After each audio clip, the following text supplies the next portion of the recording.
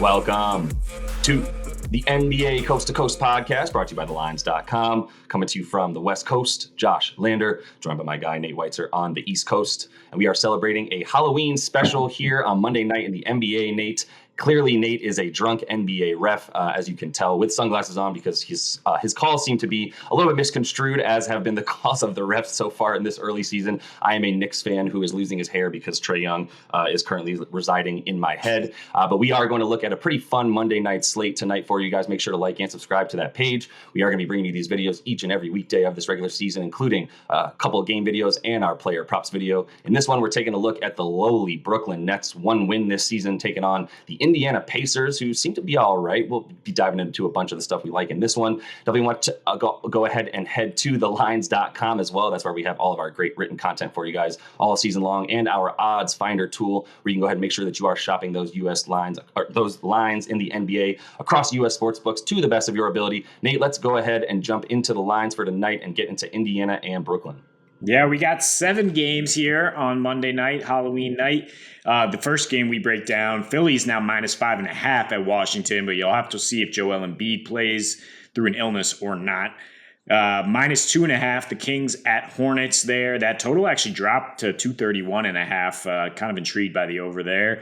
Pacers, the game we're looking at here, +8.5 at Brooklyn, and that total is the highest of the night at 236, as you would expect with those Nets playing. The Hawks are +4 at Raptors. Pistons +13 at the Bucks. The Grizz -3.5 at Jazz. Probably going to be without Ja Morant again in that immediate rematch. And then the Rockets on a back-to-back +10 at the struggling Clippers. Look, the Brooklyn Nets don't deserve to be favored by 5-6 points right now. I mean, we've been on that train since the middle to end of last season too. When they actually had a bit more cohesion and a bit more health in terms of their supporting cast, mental health in Ben Simmons' case, because he's still a liability on offense. He had a nice season high 9 points in this last game against the Pacers, but his defense regressed. 131 defensive rating. As a team, they let the Pacers shoot 23 for 46 from three. My Lord, they gave up 17 offensive rebounds. They lost the rebounding battle by 19, and Miles Turner didn't play. Miles Turner's been back 2 games. He's openly asking the Lakers to trade for him and showcased his talents in a win at Washington. Went for 27, 10, 2, 5 blocks, I believe, to become the Pacers' all-time blocks leader with a 106 defensive rating. He was a +20. So, I mean, if he plays tonight, I would think you are all over the Pacers at +8.5, maybe on the Pacers money line as well. Look, Barclays is not a home court advantage. It is the SoFi Stadium of the NBA, which was just chock full of 49ers fans yesterday in a pretty amusing scene. But I digress. I mean, the Pacers, early in the season, there was some cries that like, oh my God, they're benching Halliburton already.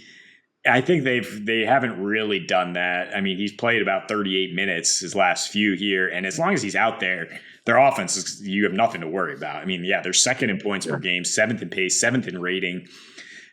And here's the key here when we talk about Brooklyn's struggles rebounding. They're number 1 in offensive rebounding rate, 35%, even better than the Pelicans, who just put a whooping on the Nets in that opener. Yeah. They're number 2 in total rebounding. Even without Miles Turner, like I said, Isaiah Jackson stepped in and gave him the work with 18, 10, and 4. He was a +25. So they have several bigs. I mean, Jalen Smith you can throw in there that is going to give the Nets problems. And the Nets have no fight in them right now, and rebounding is mostly about fight. And want to. They are, Indy's the 4th worst defensive rating in the league, but the Nets are the worst by 4 points per 100 possessions. They're that much worse. So I could see a bit of a turnaround in terms of them not losing so badly here. But I feel like the line's almost flipped. Like at this point, the Nets should be underdogs against anyone except maybe like the Rockets or, Lakers. Well, we didn't get since they catch strays, I'll give them a nice Nice bounty here that they did come alive last night and then acted like they won the championship in the locker room afterwards in that first win. But the Lakers might be turning a corner a little bit. I'm going to wait for about 5 or 6 more positive results before I give them any sort of steam in the betting realm. But we digress. Yeah, the Nets are playing joyless basketball. KD has a 1,000-yard stare where he's just like, why am I still here? And this thing is going south in a hurry. Yeah, it started south and has continued going south, similar to a lot of my golf shots. They start right, they stay right. 113 offensive rating, 122 defensive rating, man. Like third worst net rating in the league. Just start there, dude. Like you've got a team with KD and Kyrie on it, and you look, maybe your defensive rating should reside somewhere in the high 100 teens, right, close to 120. It definitely shouldn't be 122, but maybe it still resides somewhere around there. You would expect this team to have 123 offensive rating then, right? 124 offensive rating, be winning games by 125 to 119, not losing games to the Pacers by 8 points with a total around 245 as most of their games have been, right? So there's a lot to like in this game. Like you said, if I were to correctly identify what this line should be, it's like -1, -2 for this Brooklyn team. Like, what about the last game that you just saw them play where they lost by 9 led you to believe that like something's going to be better in this game? Is it? I mean, KD and Kyrie had to combine for 71 points. KD had to shoot, he just happened to shoot 40-20 splits. He was 1 for 5 from deep with a 32% usage rate. There is no offense. There's your turn, my turn. They're in the bottom 5 in terms of assisted field goals from wherever they're shooting from.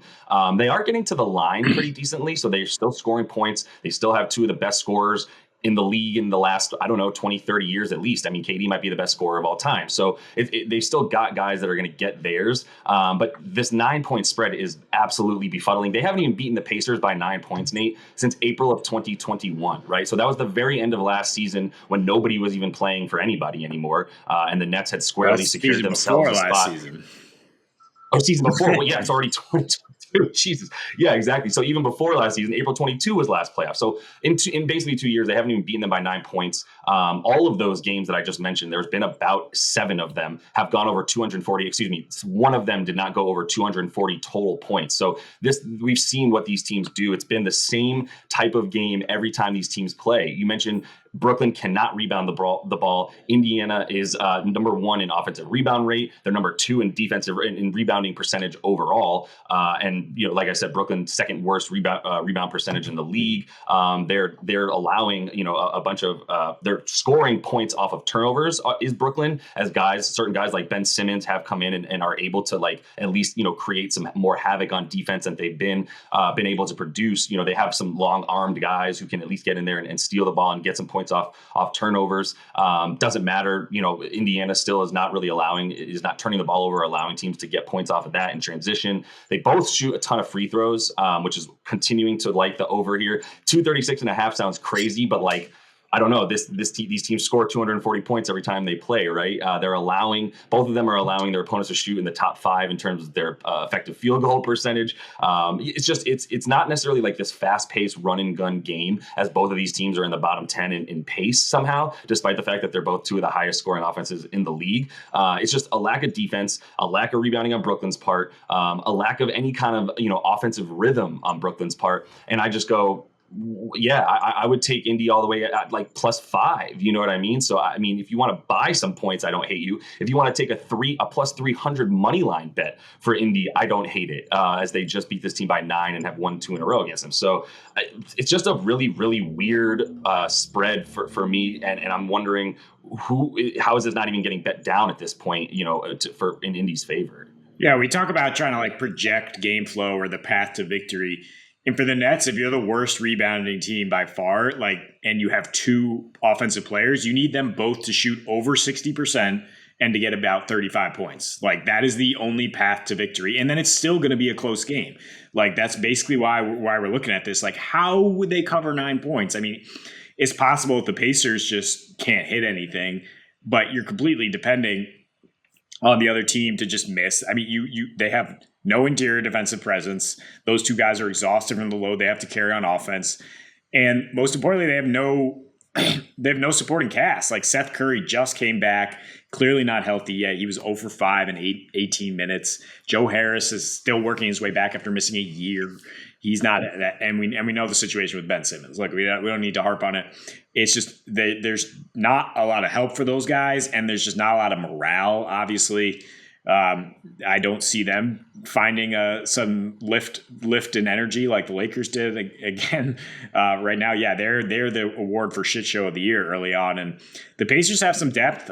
They got Benny Matz coming off the bench now, who gave him 35 last time out, and just want to look at those Rookie of the Year odds. I mean, Paolo right now is cruising to that award. But if you want some value, Benny Matz is plus 1,200. I think he has a better shot than the three guys in between them, Jaden Ivey, Jabari, and Keegan Murray. I think Benny could wind up surpassing them once the Pacers, probably get rid of Buddy Hield and Turner, and then, give him the heavy usage. And there's definitely some value to look at him pulling that award out.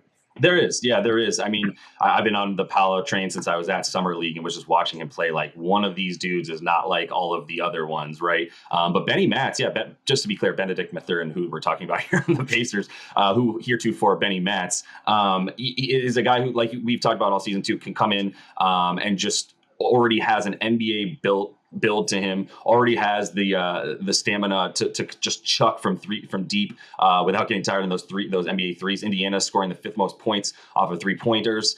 Brooklyn giving up the highest percentage of 3-pointers to their opponents at 44%. As you mentioned, 50% for Indiana from deep against Brooklyn in their last game. Benny Matz 6 for 9. Tyrese also in that mix. So just a lot to like from both those guys as well. When Buddy Hield and Miles Turner do get traded, maybe this team will start to stink, but we called it at the beginning of the season. We were going over on these Pacers as they're not a team that's going to really try to tank, especially if you're going to leave Halliburton in the game. So that is all the time we have for you guys in this one. Make sure to like and subscribe to that page. Continue to follow along. Check out our other game video and our player props up tonight for this Monday night slate. And until we see you next, happy betting.